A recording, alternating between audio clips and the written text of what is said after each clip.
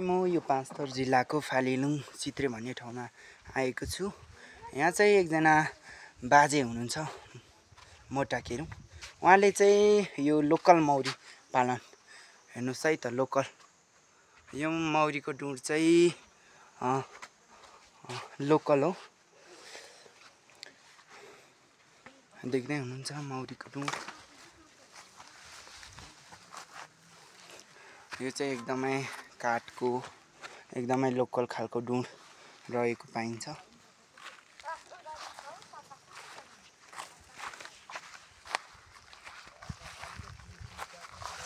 यो चाहिँ एकदमै अर्जिनल मौरीको डुँड भन्छ। यो एकदमै यो पाँचथर जिल्लाको माथिल्लो भेक यो चित्रेमा चाहिँ यसरी मौरी पालन गरिएको छ। हेर्नुस् है त मौरी।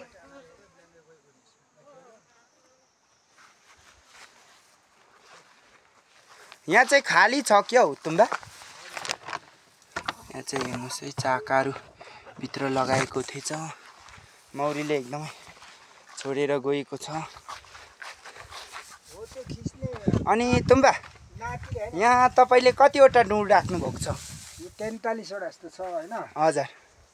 अनि मेरो सालमा भनेको आमदाम अर्धा कुदाउली उदाउली गर्दाखेरि 2200 हजुर देखि हुँदैन रहेछ लेकको मौरी हैन। हजुर। किनेर गाडी खानु पर्यो।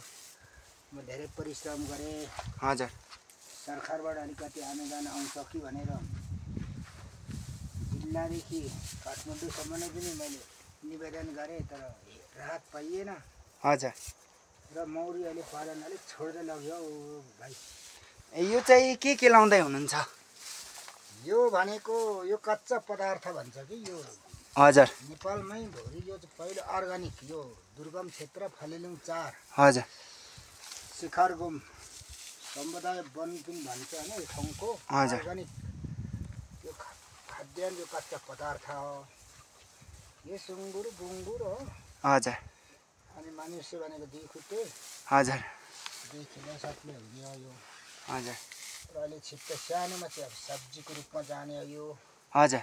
अब हुर्केपछि तपाईँले बुङ्गुर सुँगुरलाई चारोको लागि। ए यो चाहिँ चारोको लागि। चारोको लागि। अनि यो डुँड चाहिँ रुखकै हो कि? यो रुखको भन्दा पनि त्यति रुखको भन्न सकिँदैन, यो माटोको बनाएको कि। हजुर। यो माटोको चाहिँ धन्द्रो रुख भेटायो भने माटोले चाहिँ धन्द्रोसँग स्टिकर गरेर बनाउँदाखेरि बन्छ नि। ए त्यसो भने माटोको बन्छ यो? बन्छ यो चिम्टे माटो भन्छ कि।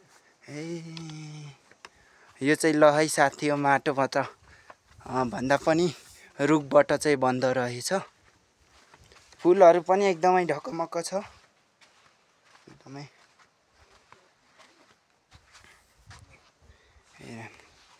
हुन्छ। मौरी पालन चाहिँ लेकतिर यसरी गरिन्छ। यो काठको रुखको मुढा चाहिँ गेडेर यो डुँड एकदमै राम्रो राम्रो बनाएको छ। एकदमै मेहनती तुम्बा हुनुहुन्छ। अनि नि बाजे तपाईको नाम चाहिँ? मेरो सिमी केरुङ भन्छ हैन। हजुर। अब तपाईहरु यसरी मिडियाहरु यसरी छिरिदिनु भयो फालेलुङ 4 हजुर चित्रेमा यसरी आइदिनु भयो। दुःख सुख यसरी अब देख्नुहुन्छ, तपाईहरु आइदिनु भयो, धेरै धन्यवाद हैन। हजुर। यसरी छिरिदिनु भयो भने मिडिया, मैले कतिजना मिडियालाई चाहिँ अनुरोध गरेँ हो, फोन नम्बरै पाइन। हजुर। फोनमा उहाँहरु बोल्दाखेरि बोलाउँदा त नआउँदो रहेछ। हजुर। म चाहिँ अब सोचे त्यो फोनमा यसो हेर्दाखेरि त्यो मिडियाहरु बोलिदिएको चाहिँ हामीले बोलेको नि उसले सुन्छ कि भने त उत्तरै नफर्काउने हो। हजुर। मैले उहाँले हाम्रो तुरुन आइदिनुहोस् न भने आइदिएन। हजुर। अनि तपाईँ आइदिनु भयो त। कहाँ हो तपाईँको घर चाहिँ? मेरो घर यहीँ माथि चित्रे। चित्रे नै हो। हजुर। अनि यो मिडियामा यसरी काम गर्नु थाल्नु भएको चाहिँ कति वर्ष भयो? मेरो 2 वर्ष भयो। 2 वर्ष। हजुर। यस्तै कि थाहै हो तपाईँ? होइन, म यता लोकल। लोकल। हजुर। यस्तै छ हौ दुःख सुख। हजुर। अनि तपाईँको छोराछोरी चाहिँ कतिजना? मेरो छोराछोरी त दुई चारजना 5-6जनाको परिवार हो। हजुर अहिले कोही पर्यटनतिर छ, कोही विदेशतिर छ हो, हजुर नागा हिलतिर छ, हजुर त्यस्तै छ। ल त साथी हो, यो भिडियो हेर्दै हुनुहुन्छ भने लाइक कमेन्ट सेयर सब्सक्राइब गरिदिन पनि हार्दिक अनुरोध गर्दछु। यो फालिलुङको माथिल्लो भेग यो चाहिँ चित्रे भन्ने ठाउँमा चाहिँ म यो भिडियो बनाइरहेको छु। तपाईहरु मन परे लाइक गर्नु होला, नमन परे कमेन्ट गरिदिनु होला र यो भिडियो अन्तिमसम्म हेरेर कृपया लाइक कमेन्ट सेयर सब्सक्राइब गरिदिन पनि हार्दिक अनुरोध गर्न चाहे। यहाँ पनि रहेछ मौरी चाहिँ, यो तलतिर चाहिँ विद्यालय जस्तो छ, एकदमै तिहारको ढकमक फुल भएको अवस्था छ। एकदमै यो चाहिँ एकदमै सुँगुरले खाने चारो, यसलाई के भन्छ बाजे? यो निङ्गुरे भन्छ कि यसलाई? यसलाई अब लिम्बूको कुराबाट नि बाघचारो भन्छ, हजुर राई कुराबाट भने निङ्गुरे, यो निङ्गुरे नै भन्छ हो। हजुर कुराबाट चाहिँ बाघचारो भन्छ यो चाहिँ। ए यो बाघचारो है?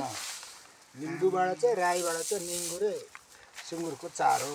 हजुर अनि यो चाहिँ सुकाएर पकाएर दिनुहुन्छ कि यत्तिकै सुक्काइ दिनुहुन्छ? होइन, यसले त सातुको रूपमा पनि जाने हो नि त, साह्रो चैँचे करायो भने त खुम्बा लगाइदिने हो। हजुर अनि सातु रूपमा जान्छ। उहाँले त्यत्रो खोक्छ, फेरि खोक्केपछि सुँगुरले नि छेर्दो रहेछ कि कति गनाउँदो रहेछ भने। हजुर धेरै गनाउँछ। धेरै गनाउँदो रहेछ। अनि कोही बेला त त्यो अब सुँगुर खरको त्यो सफाइ गर्ने, त्यो सफा गर्नेहरूले पनि जम्मै लुगाएर छेरिदिएर साबुन भने तपाईँ त सानै महिनामा 3000 कस्तो खर्च हुँदैछ नि। नसरी हुँदैन, हिरो माटो लाग्छ हो। अनि तपाईँले जीवनमा दुःख कष्ट कति भोग्नुभयो? अब जीवनमा दुःख र सुख भन्ने त जन्मेपछि सुख र दुःख त जीवनको भावना हो। हजुर ठन्डे भाइ होइन। हजुर अनि अब दुःख सुख भन्ने त अब यो त हामीले दुःख सुख भन्ने त नि जीवनको भावना हो नि त।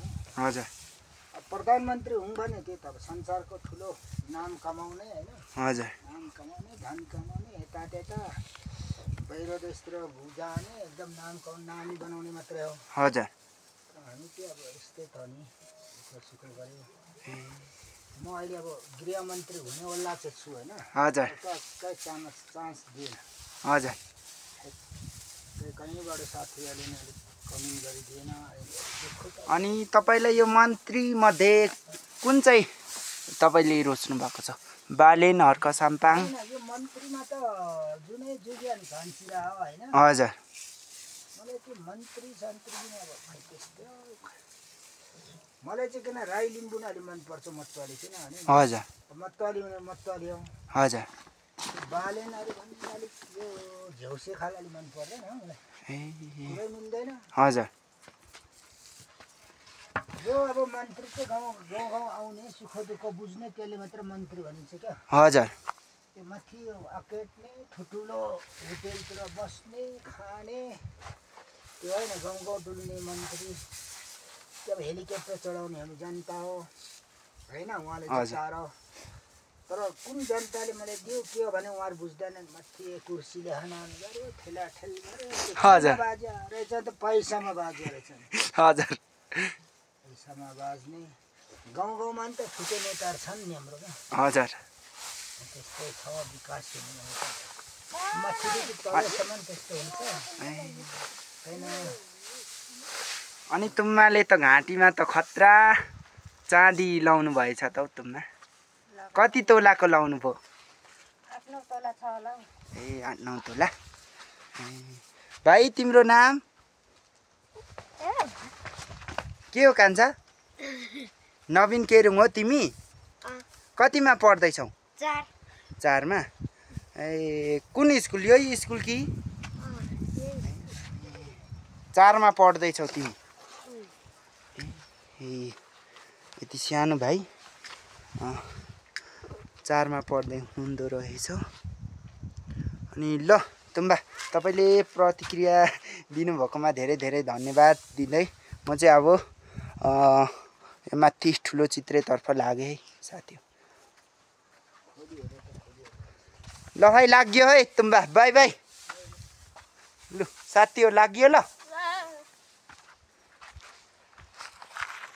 अब यो कालो छ